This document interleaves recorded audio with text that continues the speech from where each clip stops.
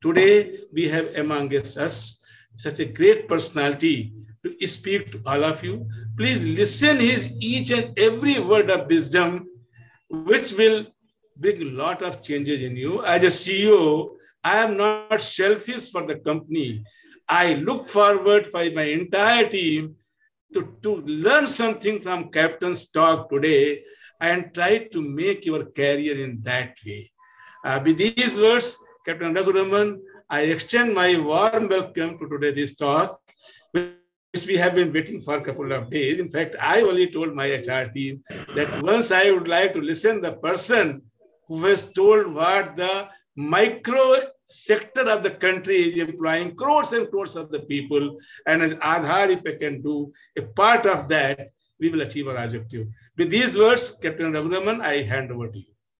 Thank you very much, Tripathi ji. Firstly, I must tell you, I was listening to you for a little while that I had switched off my camera. And one of the things that you said about being happy yourself and keeping the customer happy, I think there is no strategy or anything. I mean, I have been in 35 years heading strategy and all of that. There is no strategy better than that to keep the customer and yourself happy with a sense of purpose. And I want to tell you this, I don't think you are giving loans to people with houses. I think you are actually giving them an asset of identity. As a matter of fact, I don't know whether it was coincidentally named Aadhar as the Aadhar Housing Finance but in a sense, so I will tell you the story, which is not part of my presentation. I just thought of it right now. This I wanted to tell you that when Nandan and I, we are old friends, and we had, I mean, he's been a mentor also. And when we had joined the government more or less together. And that time, this Aadhar was not very well known. You know, the Aadhar card was not very well known. So he was explaining it to me. And he said that for an Indian or any human, not even having an identity. And he gave me actual stories where people who had money, they had 500 rupees, 600 rupees, laborers, they would try to keep it in their bag or in their thali when they go to work, and they'd come back and find it is stolen. They did not have even a place to keep the money. And ironically, they used to pay money to have it kept safe because no bank will touch them, nobody else will touch them. So they used to, from their hard-earned labor money, they used to take out 10 rupees, 20 rupees to pay some state to keep it safe for them. This was the state. And in some sense, giving a Aadhar to those individuals gave them identity. You give identity in a very different way. You give identity in a way where a person, even now in India, in any emerging economy, there is a certain amount of, I wouldn't even call it stigma, but uncertainty when the person says, I'm living on rent. I'm living on rent. Because I am living on rent is a phrase which is not just a phrase which describes how he is paying for his house. It also describes his life, that I am living on rent. I am living at someone else's mercy, in someone else's. And the very fact that you are able to give that person identity, I think is so it's not loan. It is giving a person identity. It is saying कि मैं आपका assessment करके आपको एक identity दे रहा हूँ कि आपके पास माड़ा flat में इधर उधर wherever you can buy a flat of your own. And I'll tell you how important this is. God has been very kind to me, thankfully, and I am reasonably okay now. But many times, even my kids tell me sometimes, why don't you buy an iPhone? Why don't you buy an iPhone? I'll tell you why I'm not able to buy an iPhone. Not because I can't afford that 1 lakh.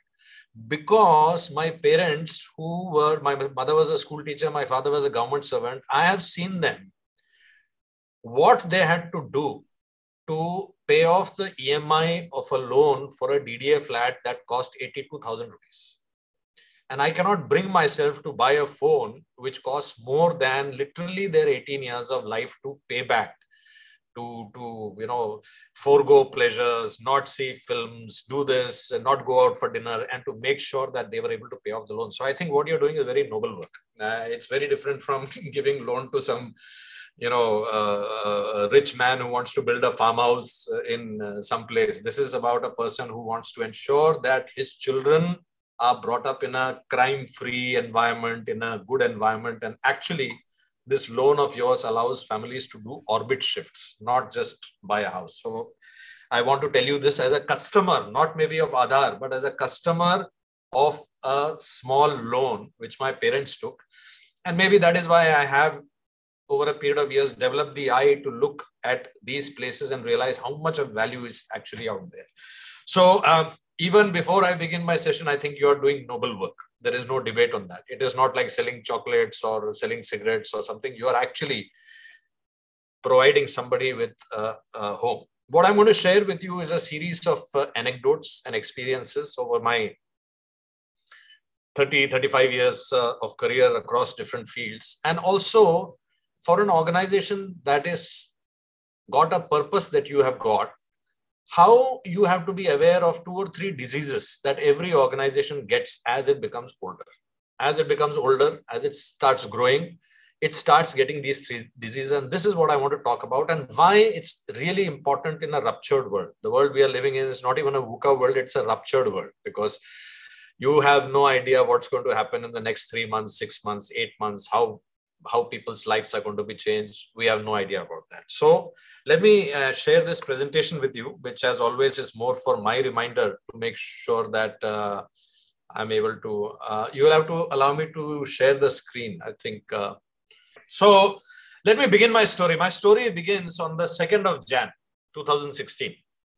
2nd of Jan 2016, there was an incident which happened. Some of you might remember it when I'll tell you. There was a major attack, a terror attack in Pathankot Air Base. And Pathankot is one of our premier air bases where a lot of our fighter assets are located. And this attack was a failure. They were trying to blast the aircrafts, cause damage. Matter of fact, they were enacting another terror attack that had taken place 15 years ago in Colombo airport by the LTT, in which they damaged almost like about 35% of the Sri Lankan air assets. And that attack with tourism, there's that, cost Sri Lanka almost 2% of their GDP. So it's considered one of the most successful terror attacks in terms of IRR from the terrorist point of view. So this was an attack very similar to that. Fortunately, because of good luck and swift response, we were able to prevent damage happening. But this is not the point that I'm trying to tell you. What I'm trying to tell you is 4 days later, I read this news item in a newspaper, which said that there were holes in the perimeter wall. The perimeter wall was not built properly, and that's why people could get inside.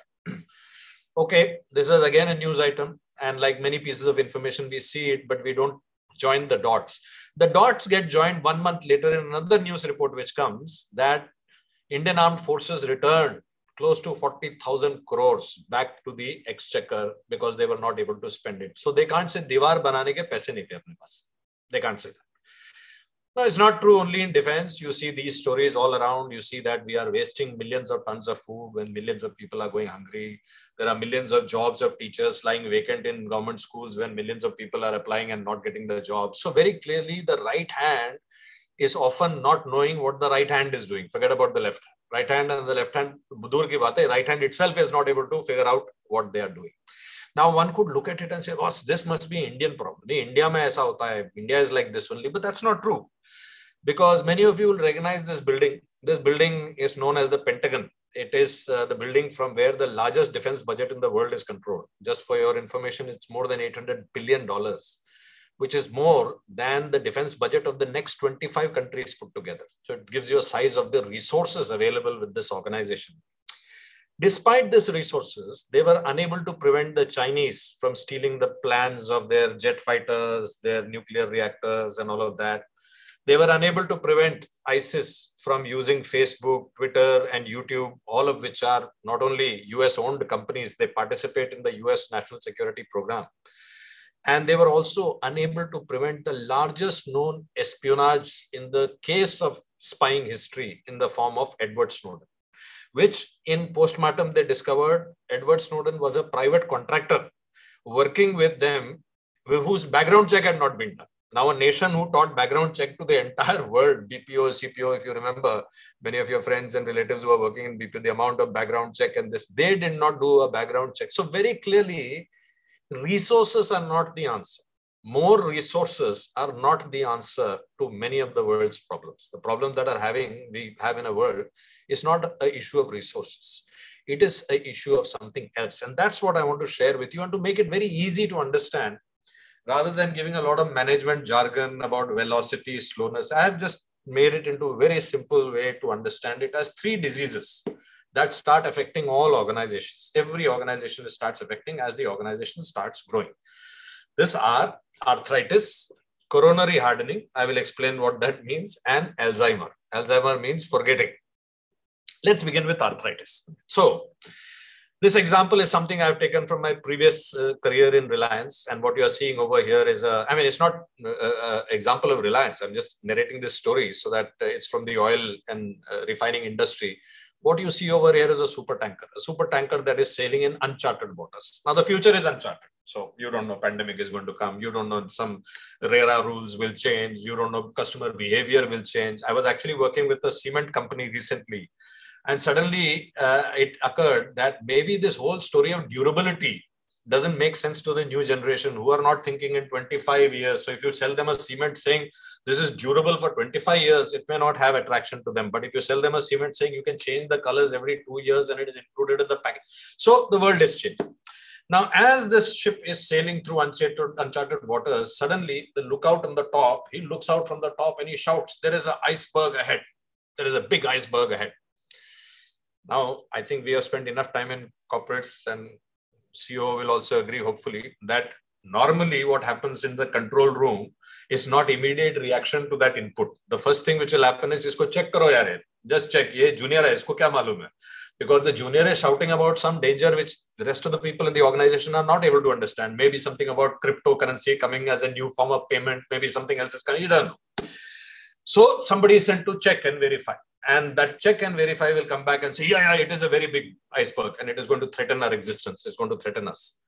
And at this point of time, a debate will begin. Should we turn the ship right or should we turn left? If we turn it right, there will be implications. There will be certain businesses that will get affected. Certain territories will get affected. So right, left, this debate will continue. And all this time, the window under which you could execute that turning move is getting shorter and shorter. And finally, when the last minute the order is given, hard turn right, the ship will turn to the right, but the bow or the stern, the backside of the ship will go and hit the iceberg. And suddenly there'll be a massive crash and there'll be water that will come gushing in and the ship will start listing to the left like this.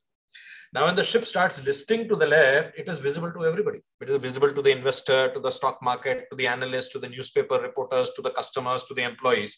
So the first thing you have to do is to make the ship right. And to make the ship right, what do you have to do? In the mid-ocean, there is no alternative but to flood the right-hand hold. So now the ship will become straight, even keel, but the drag will increase. Now, if the drag increases, the speed of the ship will also come down. If the speed of the ships come down, that is again visible to everybody. Market share is reducing, the number of employees are reducing, the profitability of the company is reducing. So we will have to retain the same speed that was there earlier.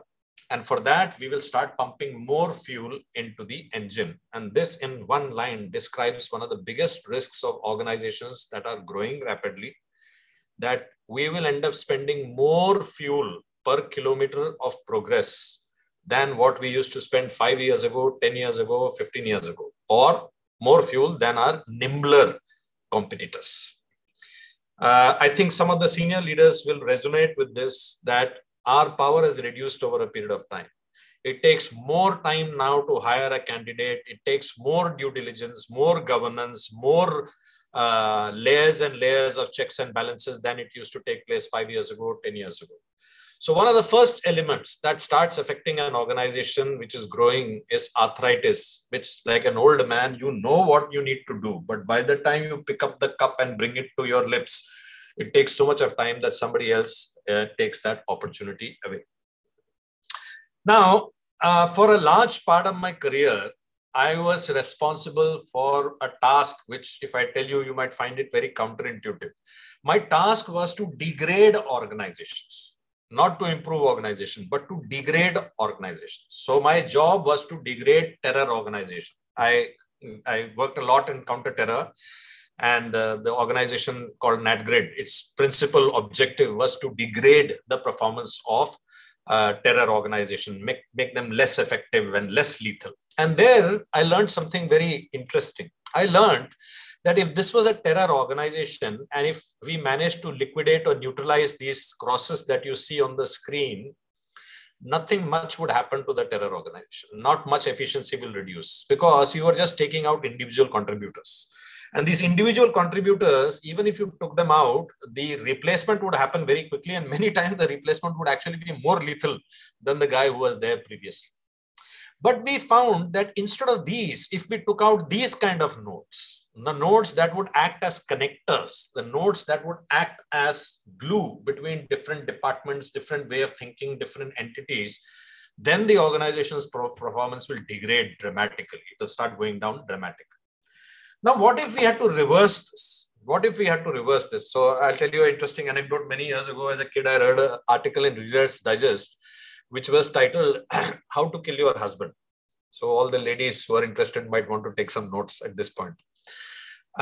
It began with, make your husband's life miserable from morning till evening. Don't give him any peace of mind, lot of stress, encourage him to smoke hell of a lot, give him a lot of liquor, give him, greasy food and samosas and coffee and all of that. And if you keep at it for 3 or 4 years, he'll be dead.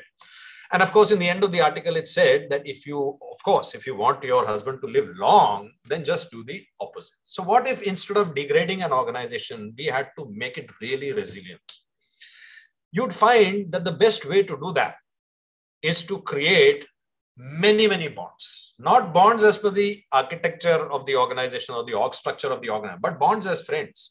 People know each other. I know somebody in finance department as a friend. I know somebody in the marketing department as a friend.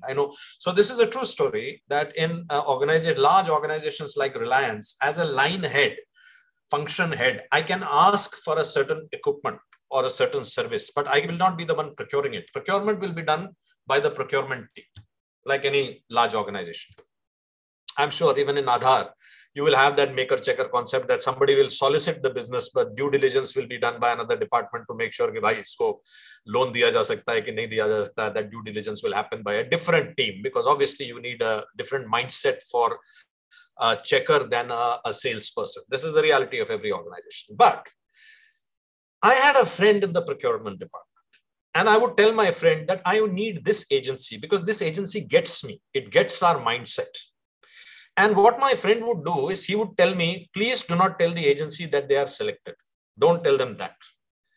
But I will make sure that they will be selected. And of course, he would make them go through the beauty pageant and show your this thing, show your that thing, reduce it, negotiate it, this, that. But he would ensure he will not change a single rule. He will not break a rule. He will not even bend it. But he would share my sense of urgency.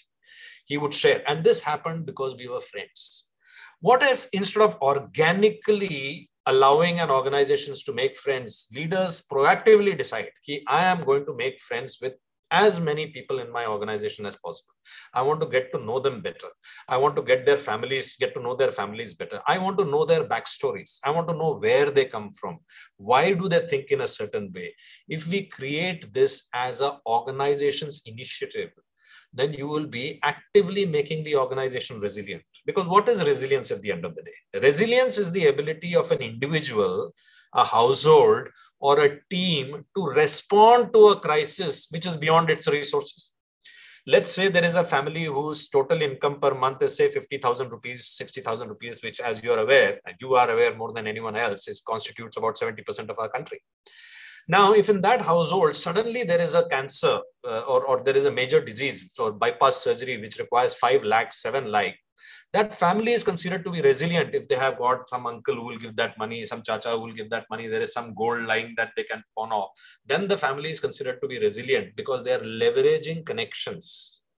Imagine how resilient an organization could become if you start creating connections in a structured manner. And it's a very simple way to do it. There are 2 simple mechanisms to do it. Because if you do that, you will create something called a speed of trust. A speed of trust is a trust that comes in a team where the first reaction is to give and the formalization happens in the documentation. First default option is such as marketing is asking for it, they don't go. Because they're aware that that person is a friend, I know him, he's asking it, intention is good, paperwork will follow. It will not be first send me an email. And of course, in certain areas, you have to have the maker checker. So I'm not suggesting you bypass that, but you get the sense of urgency that happens when you have a speed of trust and when you know the backstory of individuals. This is very, very important for an organization to become resilient. Many of you might identify this character that you see in the screen in front of you. And many of you may have accurately identified him as Shakuni. I want you to do an exercise after this session is over. And I'll tell you why you have to do this exercise. So I teach in the Army War College, where I teach young officers who are going to operate in Kashmir, in Valley, in Northeast, and all of that. And I often tell them that you need to know the backstory of the people you're dealing with. Without knowing the backstory, you will make judgments, you will make impressions, and these judgments and impressions will be dramatically wrong. Shakuni is supposed to be the villain of Mahabharata who caused the war.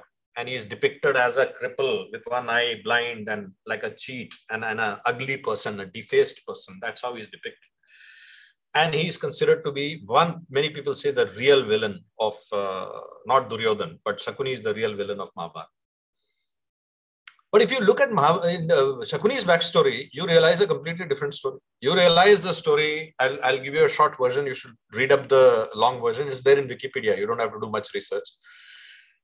The short version is that Shakuni is the son of Shambhal, who is the king of Afghanistan, and the nephew of Gandhari. Gandhari is the sister of the king of Shambhal. And Dhritarashtra, who's a blind and an important king, wants to marry the most beautiful woman in the world. And so he sends a proposal to Shambhal. Shambhal, being a good brother, rejects it, says, you may be an emperor and a king, but I'm not going to marry my sister off to a blind person. And Dhritarashtra orders Bhishma to go and conquer Afghanistan, and the entire clan, including Gandhari, is brought as prisoners, and she is married forcibly to Dhritarashtra. And of course, all that tying of the patti and all, which we were told in the Amar Chitra Katha, the real backstory, if you study the epics in depth, is that Gandhari suffers from a phobia of darkness. So she can't even sleep without a lamp in her room. Now, to be subjected to a lifetime of, anyway, that's a different story. Now, Gandhari is born under an inauspicious star, very similar to what we have in India, this Mangaliks. And somehow Mangaliks seem to affect only the women as per systems, even in Afghanistan, apparently. So what is done is that such girls, they are married off to a tree, or in Afghanistan, they are married off to a goat. And then the goat is killed, because the story is that these girls, their first husband, their husband's life is in danger. So they are married to a tree, and the tree is chopped off or something, so that the bad luck goes away. And Dhritarashtra discovers this, that he's been married off to technically a widow. He sentences the entire family to a very slow starvation death. Dhritarashtra was actually quite a cruel person. And that's why his depiction, even today we say, aankh mein patti bandh ke baitha hai, which means he doesn't care what is happening. His own daughter-in-law is getting disrobed. It doesn't matter to him. He doesn't care. So he orders that every member of this family will be killed by slow starvation. That is, they will be given one nivala of food every day to prolong their hunger and prolong their agony. This is the time Shambhal decides that at least one person must stay alive to take revenge. And he puts a test inside a dungeon. So it has to be a test which can be done inside dungeon conditions, prison conditions. And the test is, whoever can thread a grain of rice with a thread, that person will be selected to live. And Shakuni does it. I'll explain to you how he does it in the end. Now, you imagine the plight of this small boy who sees each and every one of his relatives dying one by one, one by one. They are keeping that food in their mouth. When the jailer goes away, they take out that nivala and give it to this child. And this child is fed to make sure that this child stays alive. By this time, Gandhari manages to convince her husband that leave at least one male member alive. Ek ko to chhod do, so that the lineage will continue. And Dhritarashtra says, okay, fine. In that case, I'll leave Shakuni alive. He's a small boy. He can go as the prince of Kandhar. So on the last night that the father and son are together, Shambhal is going to be executed the next day, and Shakuni is going to be sent to Kandhar. Shambhal has a conversation with his son and tells him, you're a small boy. And once you go to Kandhar, you become a prince. You will forget all this. You will forget all the dungeon and everything. So the boy said, no, I will never forget. I'll know my real purpose in life is to say, you are saying all this now, but you will forget because you're a child. And so therefore, I have to do something to you that reminds you of your true mission in life, every step that you take in your life. And it is the father who breaks the legs and the hands of his son to make sure that he remembers every second of his life what his real purpose is. Now we come back to that story of how he threaded that grain of rice. So what Shakuni does is he takes that grain of rice and plugs it in a hole in that wall from which ants come. And the ants make a hole through that grain of rice. Shakuni has nothing against the Pandavas. Nothing. He has no enmity against the Pandavas.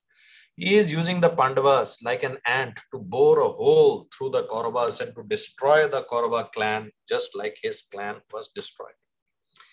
Now that you've heard, Wikipedia this, if you don't believe this, I mean, there are many versions, this is one of them, but I think it's an illustration of the point I'm trying to make.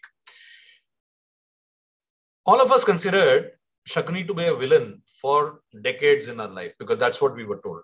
But 5 minutes of learning the backstory about that person, you suddenly change your mind. Badi hell, yaar. Main hota iski jagah to main to aur bhi karta isse yaar.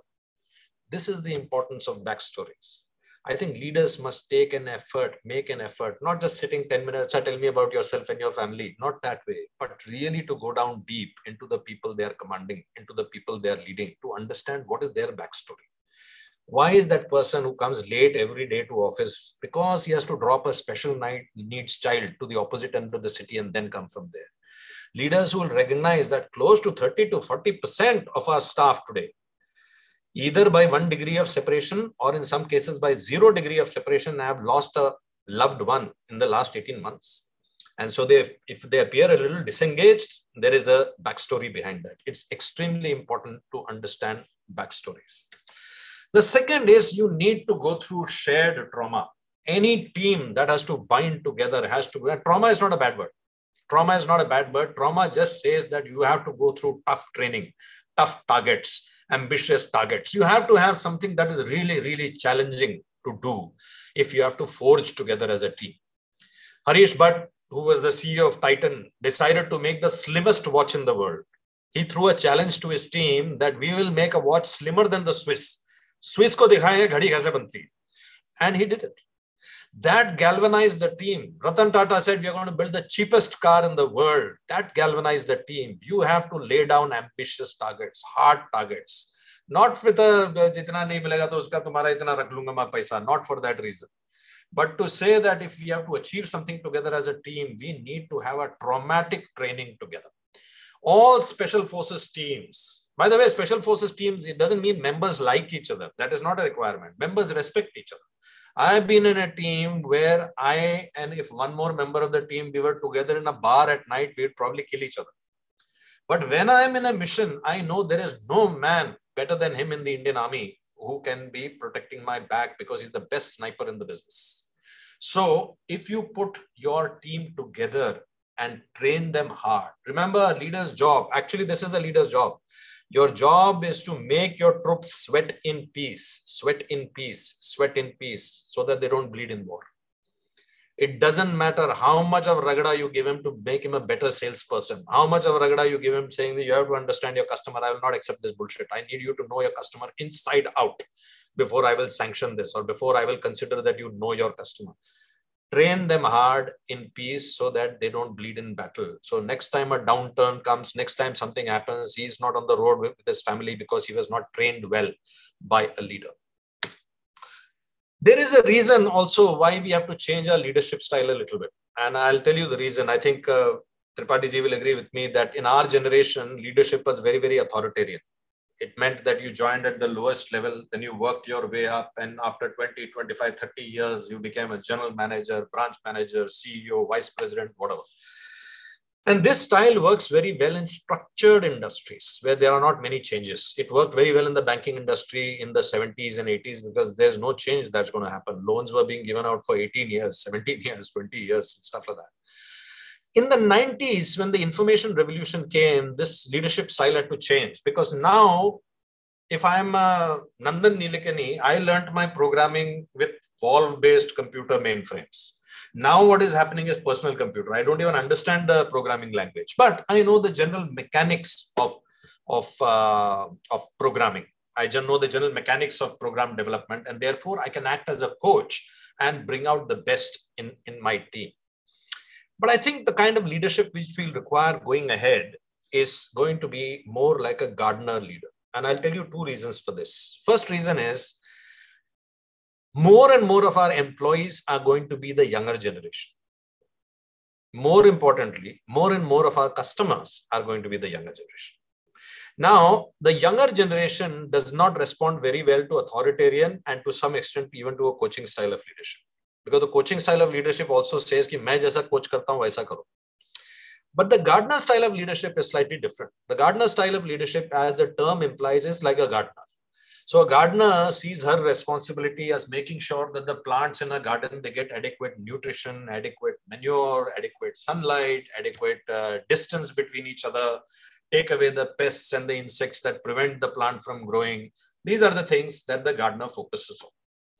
Very rarely will you find a gardener giving counseling to a cactus plant and saying, look at your buddy cactus plant, you're only thorns, there are no flowers, this rose will get promoted, she will become branch manager. You will, very rarely, because the gardener knows that though a bamboo looks like a sugarcane, you cannot take juice out of a bamboo. And though a sugarcane looks like a bamboo, you cannot build houses with it. The gardener knows that her job is to make sure that every plant is given the nutrition and the space it needs to grow into its full bloom. And then you have a complete garden, which has all sorts of plants. Now, why is this necessary? It is necessary because any organization that is looking at creativity and innovation, and by the way, your industry is going to be upturned by the need for creativity and innovation. There are so many players who are getting into small financing loans, ranging from the Paytms to all the way to Jio. Every one of them is going to figure out that there is a market over here. So the innovation and creativity and customer feedback and knowing what the customer is sensing and doing, this has to be rapid. And this can be rapid only in a psychologically safe environment. Now, what do I mean by a psychologically safe environment? I want to tell you a story of a very simple experiment which is done. Many of you may have even participated in this experiment. It's called the Marshmallow Tower. The simple version of this, Google it up, YouTube it, you'll get a lot of information about it. It's a simple test. A group of people are given 20 sticks and a piece of thermocol or marshmallow, and they have to build the tallest tower possible, and they're given some duct tape. This exercise has been conducted across demographics. It has been conducted for CEOs, management trainees, architects, pilots, army guys, kindergarten kids, lawyers, you name it. And the results are fascinating. The results are that all these groups are beaten hands down by a group that you might not think intuitively will be the group that will win, and that is kindergarten kids. And the reason for this is actually quite simple. The reason for this is when a group of adults, and especially senior and important adults, are given a job, they will first start spending their energy on what is called status management. That I will take this, no, you do this. No, I used to work for DLF Constructions earlier, so I know how to build a tower with stick. So this debate, so they are all jockeying for their status. Kids don't worry about all of this. Kids will push aside someone, they'll grab in, they'll take out. They are all mission focused. Kids are mission focused. Why? Because they are in a psychologically safe environment. They know, yaar, even if I did this, मैंने उसका catch भी पकड़ा तो वो मेरे से कल से पुट्टी नहीं करेगा, वो मेरे से कल से दुश्मनी नहीं करेगा because I caught hold of his ball. This will not be the. That is an essence for a creative team. Psychological safety, where the youngest member of the team, the junior most member, can give an outlandish idea. Sir, why don't we ask for payment in bitcoins? Badi Bitcoin you're talking about. That is not a safe environment. A safe environment is where anybody can give a thought or an idea or a feedback or an early warning and give it as early as possible because the person is psychologically safe. Why do we need to create this? This is also very important because the world of the future is a world of fusion. It is not going to be of a single product. Let me tell you that. I mean, look at this company in front of you and try and tell me which company it is. I mean, don't tell me Apple. I know it is Apple. That's very obvious. Apple and Steve Jobs. But what company is it? Is it a financial company? Is it a technology company? Is it an infrastructure company? Is it an automotive company? And intuitively, you would say it's a technology company because it makes iPads, phones, all of those things. It's a technology company. But is it really a technology company? Because if you look at the DNA of the company, you realize that it has some amazing fonts and desktop publishing and all of that. And that comes from the passionate love that Steve Jobs had for calligraphy. He was personally very, very fond of calligraphy. His Buddhist style of thinking is reflected in the design of the product. It is very simple. One button. It's simple. I'm getting a feedback from Ved Prakash. Ved, you might want to, okay. So it's a simple design, one button, you can't even change the battery. Nothing can be done in that.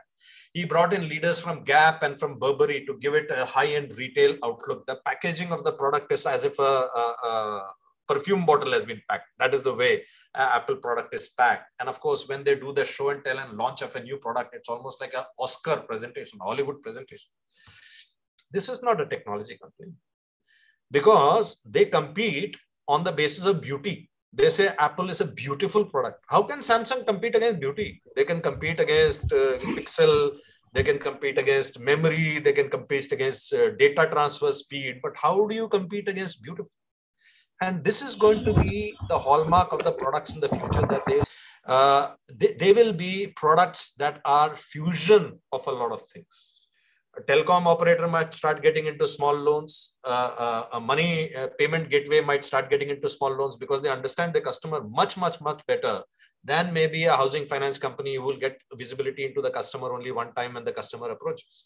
So I think if you have to look at a fusion in the future for opportunities and threats, then you need a psychologically safe environment, because it's only in a psychologically safe environment that creativity and innovation will thrive. It cannot thrive in an autocratic environment.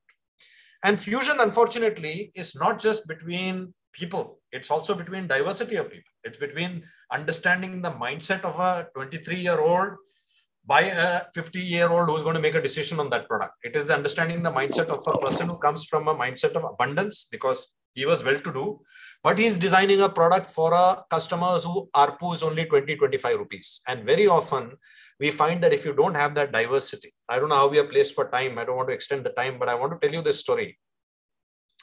That when I was in Reliance, I used to anchor one of the foundation sessions for the new management trainees who would come in.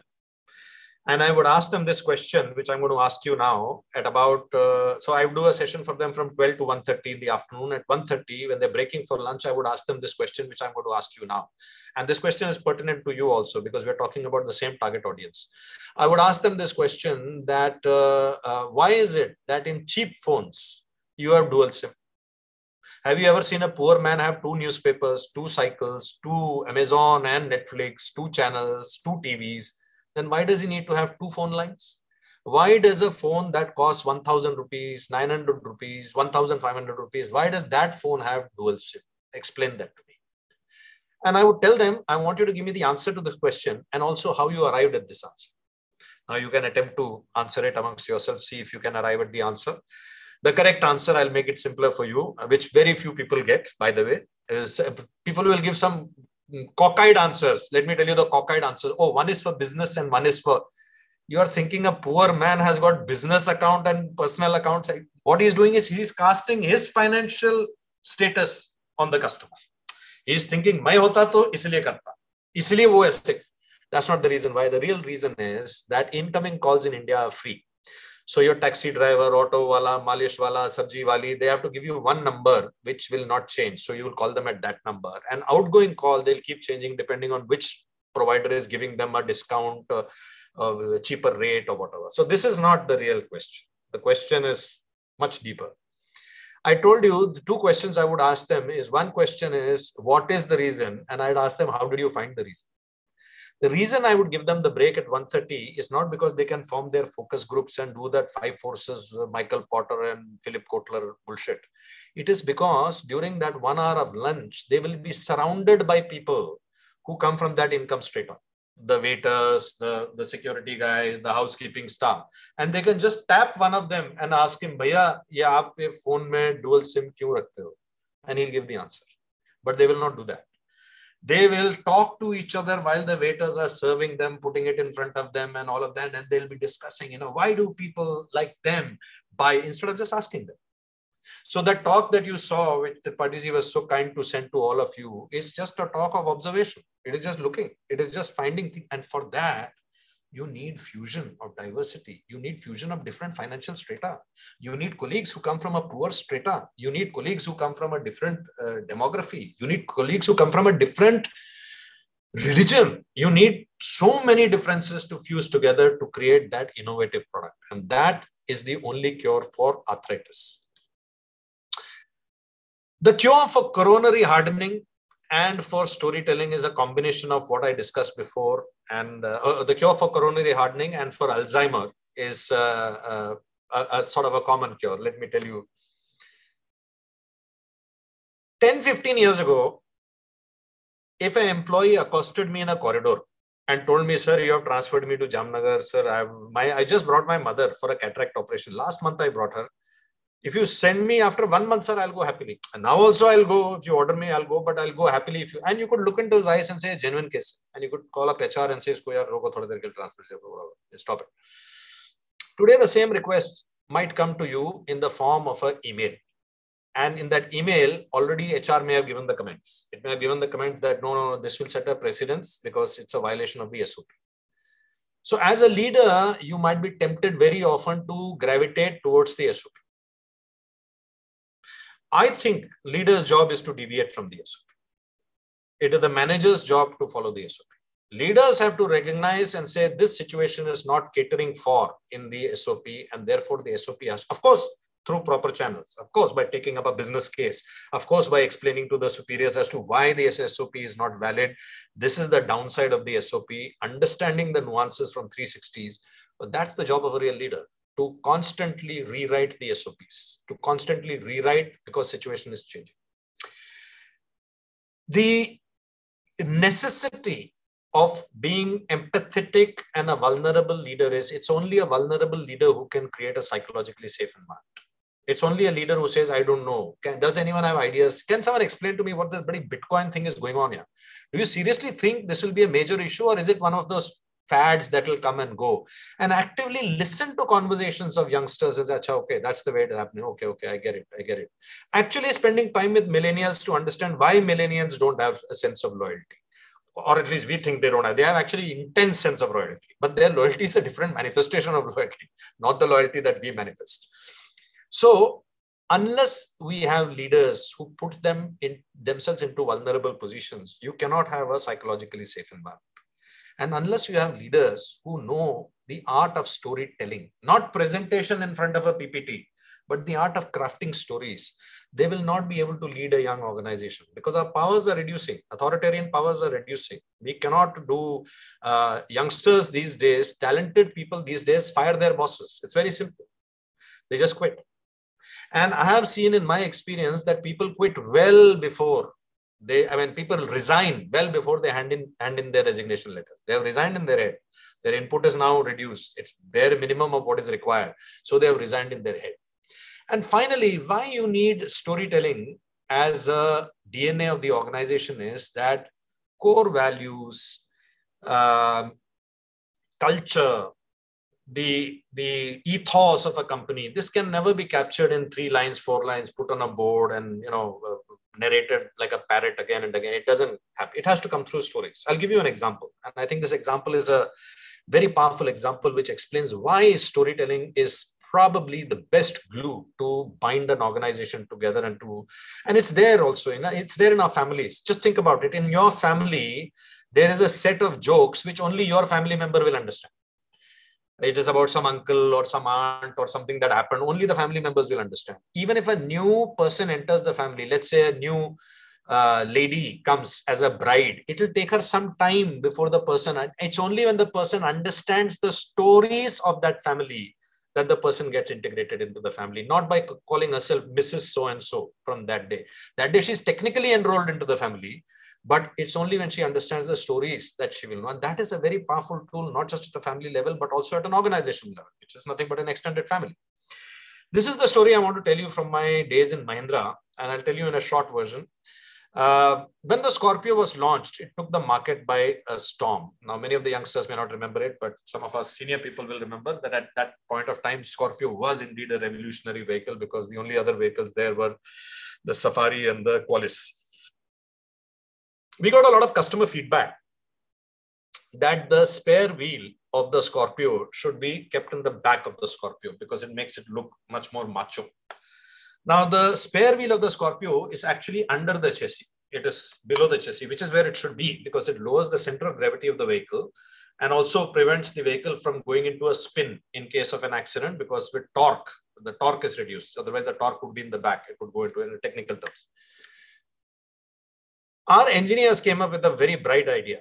They came up with a design which would satisfy the customer's requirement, but also not endanger the customer. And what they did was they created a drum in the back, which looked like a tire. It looked like a tire drum, but it was storage space. You could store stuff in it. And the tire was still kept under the chassis of the vehicle. Now, with this time, Mr. Keshav Mahindra had already demitted active office. He was chairman emeritus, but any logo change, design change would still be sent to him for a review. He vetoed the idea. He said no. Now we were puzzled because this is a classic where a customer is asking for something and we have satisfied the customer's requirement without endangering the customer, without satisfying safety, compromising safety. So we were puzzled why this is happening. And then he explained it to us in a very simple way. He said, Mahindra will never stand for something on the outside and something else on the inside.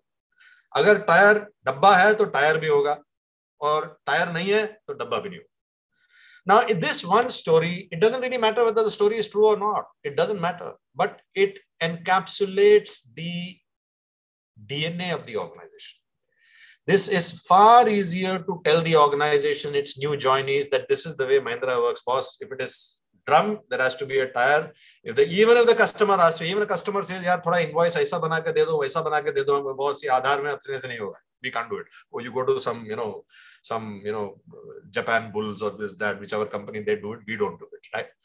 This can only be informed by stories. It cannot be informed by SOP and boards that are written. And that is why we need to introduce a storytelling culture where leaders start narrating stories of the organization and use stories as a communication medium for anything that you need to communicate, whether it's core values, SOPs, or whatever. The last part I wanted to touch upon, and I think CEO also spoke about it in a different way. The speed of trust that you get in an organization where team members trust each other, they respect each other, they like each other as friends, they train together in very, very hard training. That is the key to superior execution and to skill. I'll give this to you and to any circumstance that it comes in front of you. So I'll tell you the story of the NSG operations in Mumbai that happened 13 years ago. Some of you may be too young to remember it, but I'm sure all of you will know about it. And many people of my generation, and I think I'll include the CEO also here, with one or in some cases, again, 0 degree of separation. We had somebody who was personally involved in that, either in Taj or Oberoi, we know of somebody who was there. Now, this operation it began on 26/11 on the night of Wednesday when this team, this is the NSG team that you see in front of you, they were flown in from Delhi. By the way, they moved from their base in Manesar, which is near Gurgaon. Some of you from Delhi might know it. They moved to Palam Airport and then they were kept waiting there for 14 hours. So imagine you're called for a major make or break presentation and you're told you have to give this presentation to the CEO, to the MD, finance minister. And you're told the presentation will begin at 9 o'clock, then 9:15, 10 o'clock, 10:15, 11 o'clock. Nobody is telling you can go back home and come at 5 in the evening. You're being kept at tenterhooks for 14 hours. And after 14 hours, when you are launched, you are told it is not one mission. It is not 2 missions. It is 3 missions that have to be executed simultaneously. Taj, Chabad, and Oberoi simultaneously using the manpower, drill, officer to men ratio, communication equipment, network, weapon systems, everything designed for 1 mission at a time. It's almost like you being told that you have to handle 3 accounts, 3 territories, 3 SBUs, 3 times whatever you are handling today.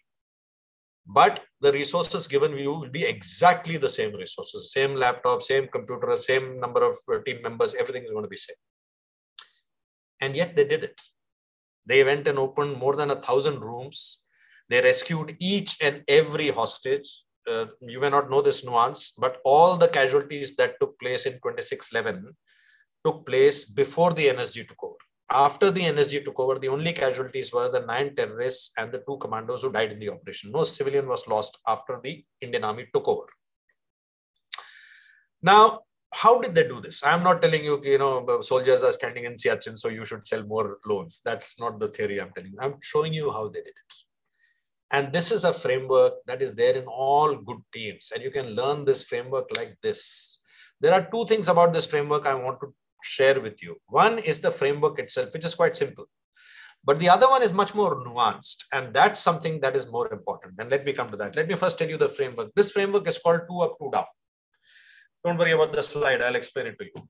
2 up means the first up of the 2 means at any given time, I should be ready to take over the role of my senior in case something happens to the senior. My major gets killed, the company commander gets killed. As a company 2IC, I have to take over immediately. I can't send a memo to HR where a company commander is gone. Can you float a CV in LinkedIn? Can we find another person? Another person will come. I have to take over in that combat situation. So that means I must have the capability and the ability and constantly keep on the toes that how do I take over the position one higher than me in case of a requirement. The second up is I must have crystal clarity about the strategic intent of my leader one role above. So I must have crystal clarity. So let's say I'm the head of HR, I'm the vice president HR. I should be able to take over the HR's role anytime. And when I take over that role, I must have crystal clarity about the strategic intent of the CEO of the organization. 2 down means I must have the ability to roll my sleeve and say, okay, fine. I used to handle that portfolio until 6 months ago. Now he's down with COVID. Give it to me. Or he's left and gone to another organization. Give it to me. I'll handle that. 1.5 portfolio. And the second down is that I must have crystal clarity about the ground reality of my troops. I once worked with a CEO in an organization which ordered to increase the number of sales calls, physical sales calls during monsoons in Bombay. Anybody who gave that order has never been in the streets of Bombay during monsoons. So very clearly, and by the way, we all get such orders, regardless of our organization. We get an order where we look at the order and we wonder, what were they thinking in the 6th floor? These kind of orders come. These come usually from leaders who don't have experience of what is really happening on ground. 2 up, 2 down. The interesting part about this framework, though, is that it is not owned by some HR in the Indian Army. Indian Army doesn't have HR. Indian Army has an MS branch which looks at postings, which looks at career progression, but there is no HR. HR is within the unit. Every officer is an HR officer. Now, this is the responsibility of a captain as a second in command, that I constantly champ on the bit and ask my company, sir, why did you take that decision? Why did you take this route? Why did you select this soldier for the course instead of that soldier? I have to keep demanding from him. Similarly, it is the job of the major to constantly keep the captain apprised that this is happening. Come with me. The CEO's briefing is going on. Keep your mouth shut and sit to the side. Listen carefully what is going on. So I'm listening like a fly on the wall. He's exposing me to various different things so that I'm ready to take over that role. This is a responsibility at all levels. It is not the responsibility of HR. It is not the responsibility of the CEO. It is a responsibility at each and every level that I will train my junior. As a junior, I'll constantly keep learning. ठीक है, अभी मैं tactically यहाँ तक पहुंच गया, finance भी थोड़ा समझ लेता हूँ, फाइनेंस में क्या होता है, मार्केटिंग वाले ब्रोशर कैसे बनाते हैं वो भी सीख लेता हूँ थोड़ा सा जाके, make a friend in audit and understand how do you find the audit objections, what is the algorithm. That is the responsibility of every leader at every level. It is not HR's responsibility. In the beginning, I told you all organizations, including our organization, will suffer from diseases as we grow. It's like human beings, we'll suffer from diseases. And there are cures for these diseases. Just like in arthritis, you do yoga. And when you do yoga, you touch body parts that normally don't touch each other. In an organization, to make it agile, you make friends with leaders who normally don't touch each other, normally who are not in the same department, who don't touch each other. You create that fluidity in the organization. For coronary hardening, yes, organizations must become smart. They must get IT, they must get platforms, they must get all of that. They must get apps. But they must not forget that organization is about the heart. It is about being empathetic. It's about creating a safe environment where people can express their ideas. It's an existential issue. It is not an issue कि मैं अच्छा आदमी बन रहा हूँ इसलिए मैं थोड़ा safe. No, it is because if you don't create a safe environment, how they took on the might of some, where will that chutzpah come from? Where that fire in the belly come from? They need to narrate those stories. So you have 3 diseases and the 3 cures. Now I'll also give you a very simple test. It's a very simple test to see who can do this. Now you might be wondering how I'll administer this test. It's a 10-second test. In 10 seconds, I will show you whether you can do it as a leader. This is all a lot of gyan. I've given you a lot of gyan. But can you do this? Is it possible for you to do this? I will show you the test. It's very simple. Hold your hands like this. Exactly like this in the screen. Yeah. Now touch your fingers like this. and the thumb. Now this cup that you have made, take this cup and very carefully place it on your cheek. Yeah, place it on your cheek. Yeah, on your cheek, cheek. This is cheek. This is chin. So as many of you noticed, your teams will do what you do. They will never do what you ask them to do. I can keep saying cheek, cheek, cheek till the cows come home, but you will put it in the chin because I am putting it in the chin.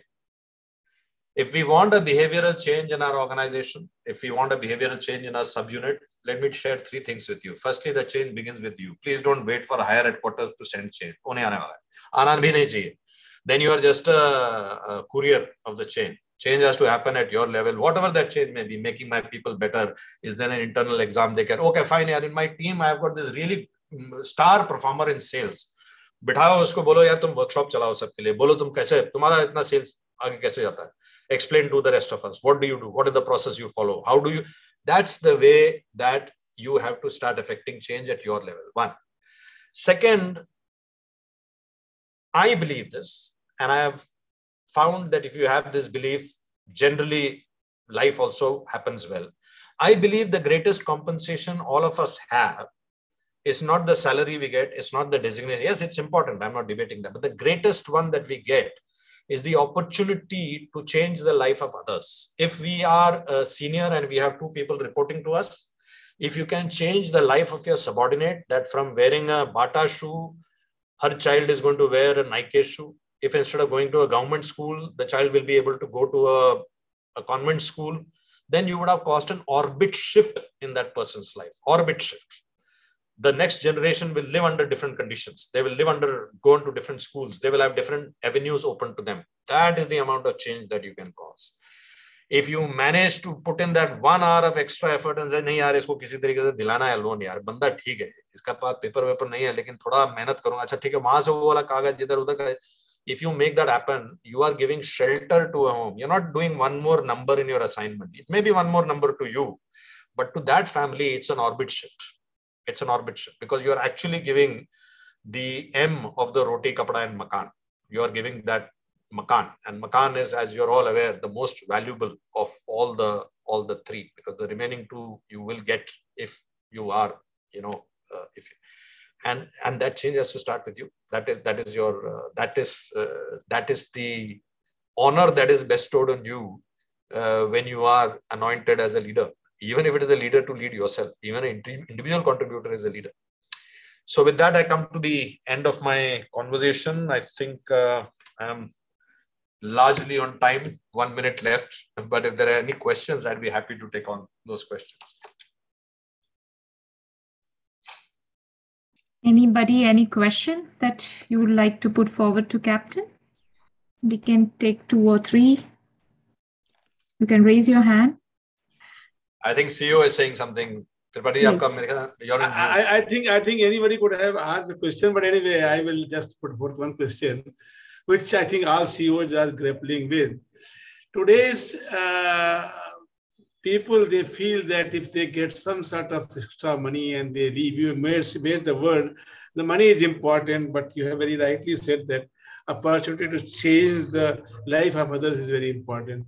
How to make this younger generation to understand that money is important, but not everything?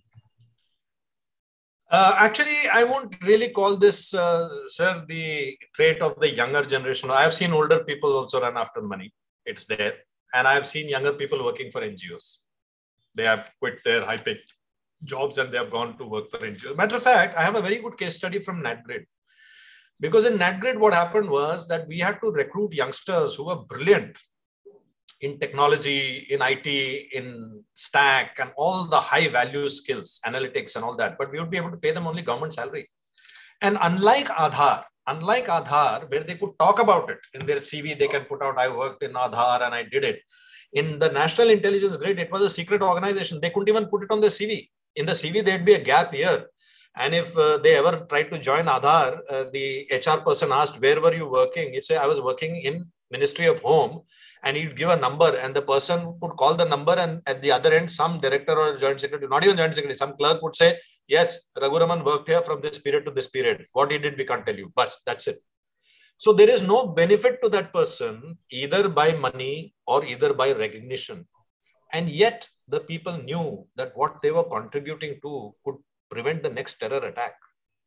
What they were contributing to could prevent the next. I'll tell you, this is a real life story. I don't know how many of you know this, that Mumbai police, do you know women in Mumbai police, they suffer from one ailment very, very commonly. Women might be able to guess it. It's UTI. Because they don't have toilets. When they put on bandobast and they stand in line, they don't have toilets. The humiliation of having to go to a common toilet, the humiliation of standing in line, your youngsters are preventing that humiliation by providing a person a roof over their own head and their own house. That's what they're doing. That's the purpose. I think it's our job to articulate that purpose. I don't think we do that very well.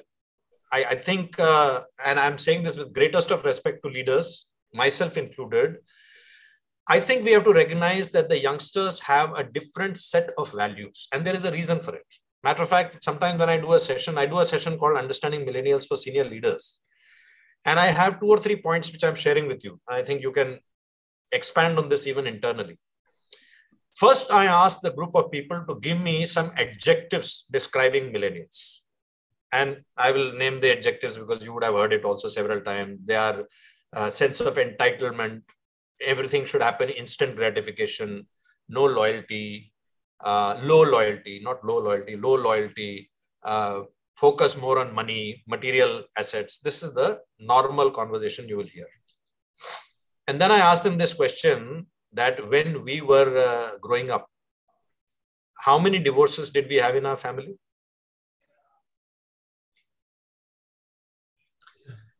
Today, you go to a kindergarten school, and in a kindergarten school, you will see about 20 to 25% of the children coming from a broken family. So a child who has grown up with 2 pillars of his life, breaking a promise to each other. What are you talking about? 20 saal tum service karo, tumko gadi denge, ye denge. They don't have that horizon. They don't have a sense of entitlement. They have a sense of hurry because they have not seen permanence.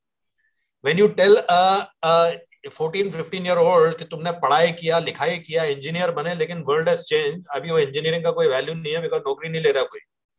It's a covenant that has been broken. It's a promise that has been broken. Life has given him a promise. तुम चित्रार नहीं देखोगे, तुम picture नहीं देखोगे, घूमने नहीं जाओगे, पढ़ाई करोगे, IIT clear करोगे, उसके बाद जाके देखो नौकरी नहीं मिल रहा है. It's like life has cheated him. Now that's the mindset with which they are coming. Unless we get into their backstory. By the way, I did one immersive exercise. You might find it really funny, but you should try it. I anchored an immersive exercise for an MNC where we had leaders over the age of 45 who spent 1 week with millennials, right down to the dress. They wore dresses like them. They wore stuff like that. They even got removable tattoos done, not permanent, removable tattoos.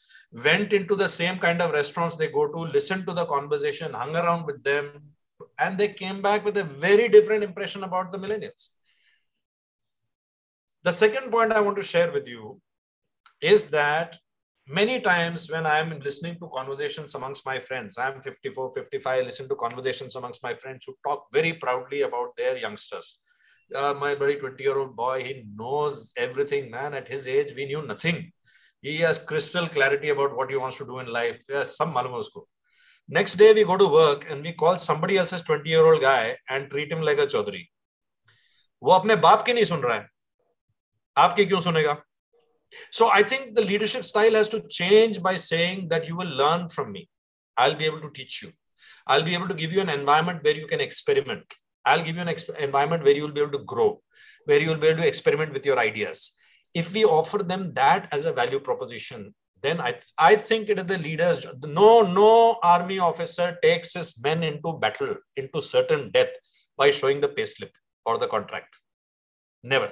ये देखो यार, तुम्हारे को तनख्वाह मिल रही है सरकार से, इतना तुम्हारे बच्चे के ऊपर एजुकेशन के लिए खर्चा किया, मेडिकल दिया तुमने, मना कर रहे हो जाने से ऊपर, ऐसा थोड़ी होता है, कोर्ट मार्शल करा दूं, ये देखो army act, never. They are taken with a sense of purpose कि बस पलटन की इज्जत का सवाल है, we have done this, we have already, हमें 12 जाट को ये मिशन मिला है because 3 Gurkhas failed, हमको दिया गया, कमांडर साहब ने हमको बोला करने के लिए, हमसे ही होगा और किसी से नहीं होगा. You are the last 100 meters of India's foreign policy. That is the narrative that. So I think it is the job of leaders to create that narrative. Besides, Tripathi ji, these are the cards we are dealt. We can't change the cards. We can't change the cards. We have to change the game. So my sense is that this onus of extracting loyalty, extracting energy, extracting engagement from any team, regardless of their age, is the leader's onus.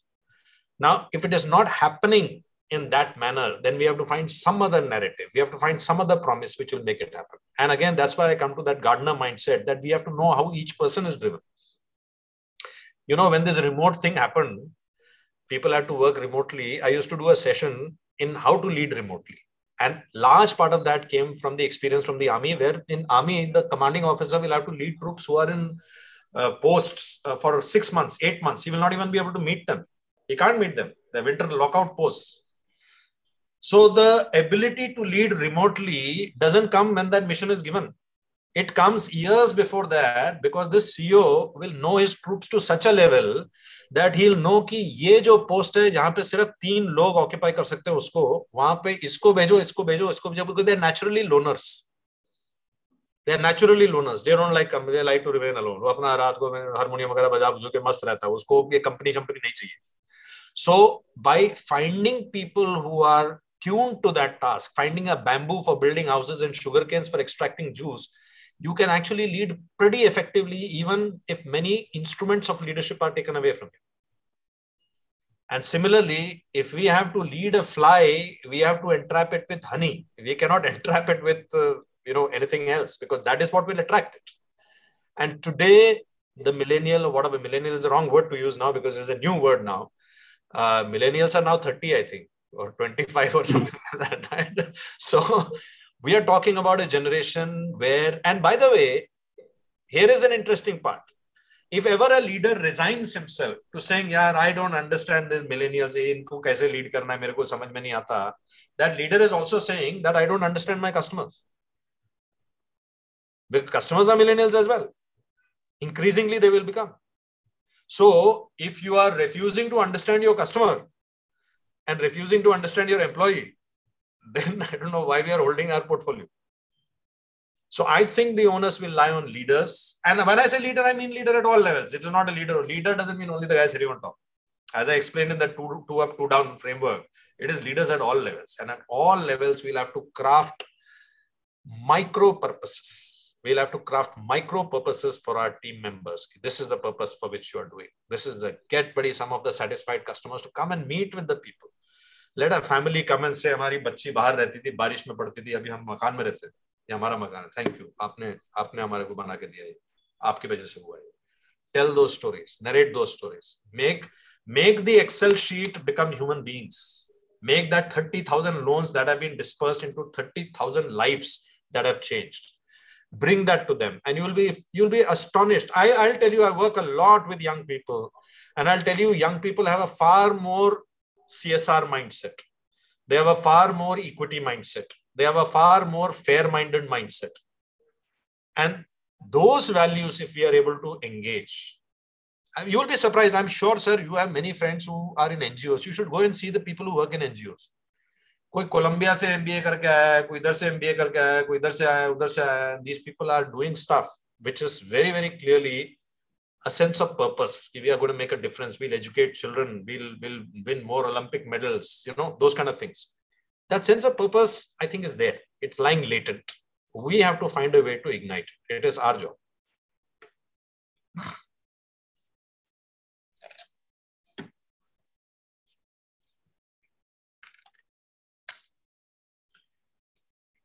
Rishikesh, the focus is on you. So you better ask a question. No, you have to ask a question now. The focus came on you. We can't help it.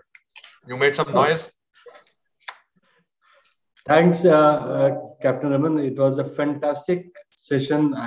I'm sure all of us have learned from it. For me, the kind of stuff that you said, it's so topical to us. Resource is never a constraint.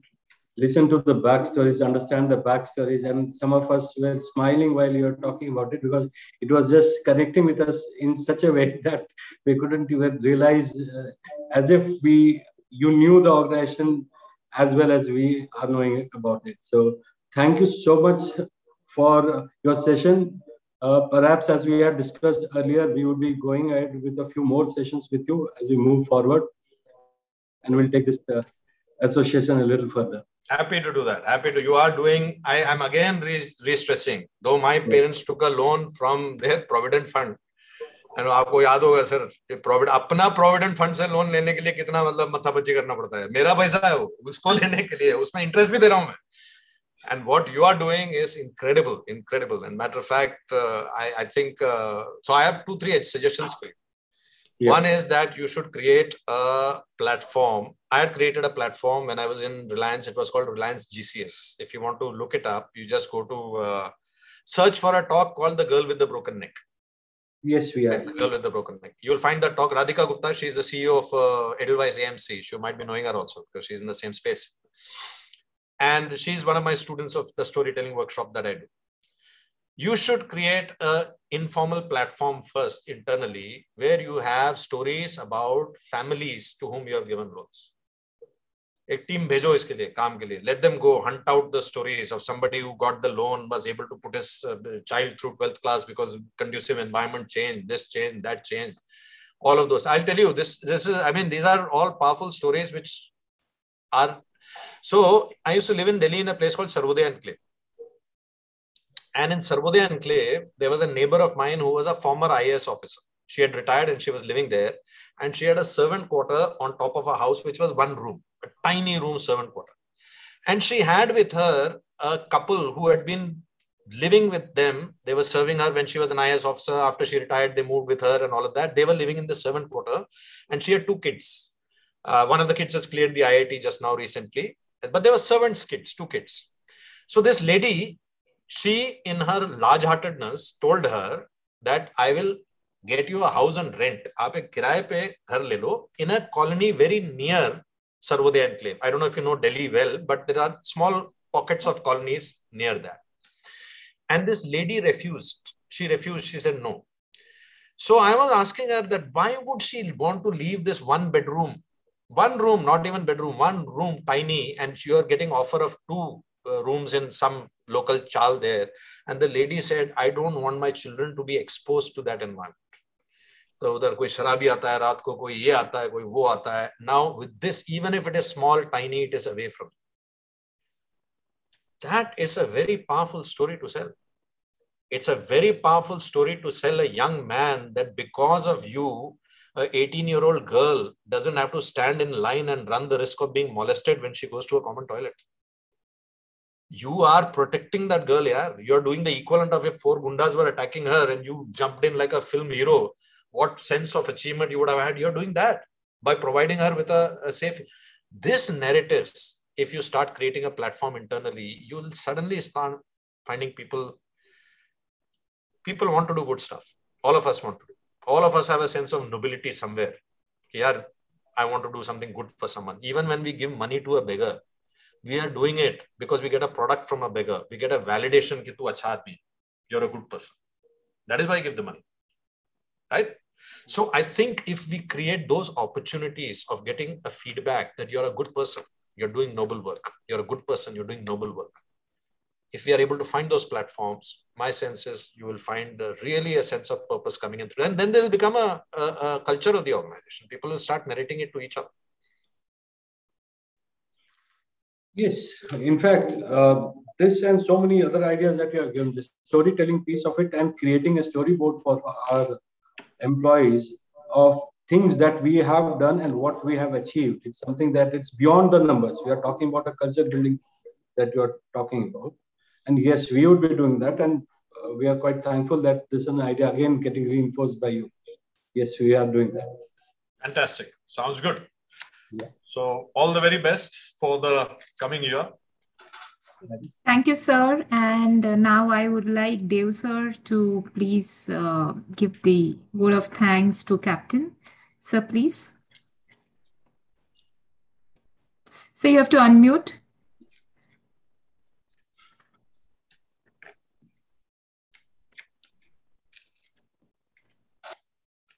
Thank you, Captain. I think over 75 minutes of your talk has electrified the entire company's mindset of my people.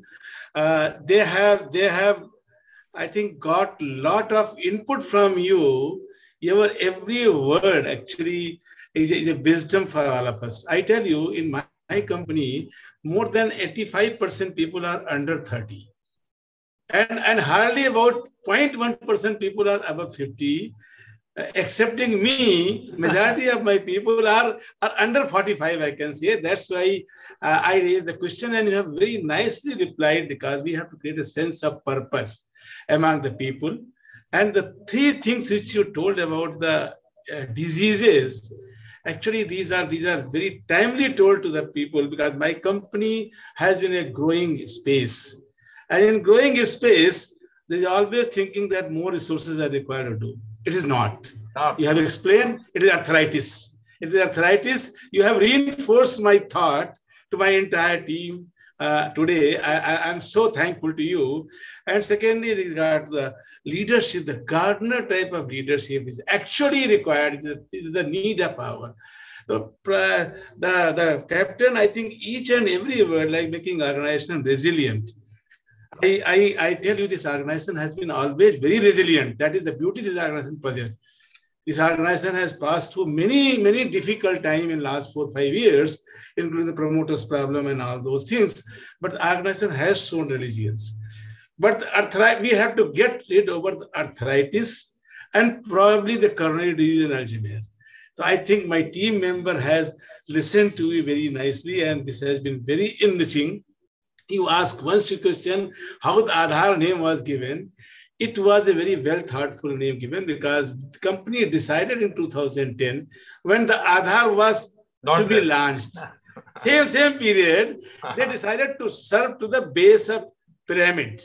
And base means Aadhar. So that's why we picked up the name Aadhar Housing Finance. I was not there, but of course I know the story why Aadhar name was given. The fantastic team is serving. But I think every word told by to you, to all of us, that every person, be it an off-role employee or not, if he acts like a leader and develop leaders, probably the company will have no boundaries to grow, and company will always keep on serving the people. I tell you, my team members, when they do CSR from companies across the country, my staff members joins and they contribute from their side. So I think your observation that younger generation is more helping people and serving, but the need of my mid-level leader and others to create a purpose among everyone. And that will make this company great. I am really thankful to you profusely. I thank you for having spent 75 minutes with us and gave a great wisdom and enlightenment to all of us. Thank you, sir. We will looking forward. We will looking forward to listening more and more from you, because that is going to create this company and the entire team member very happy and very resilient at every point of time. Thank you, Captain. Thank you very much. I look forward to meeting you. We'll meet up and discuss on this more further. Thank you so much. Thank you. Thank you, Captain. Thank you. Bye-bye.